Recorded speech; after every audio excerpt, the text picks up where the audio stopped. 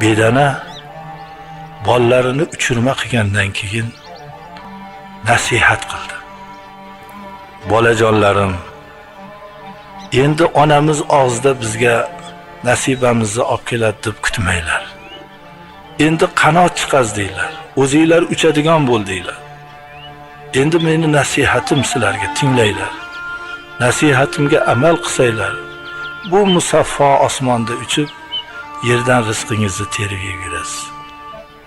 Qiynalsangiz ham har joylardan topib, oz bo'lsa ham bitta ikkita topib, qanoat qilib rizqingizni yeb yuring.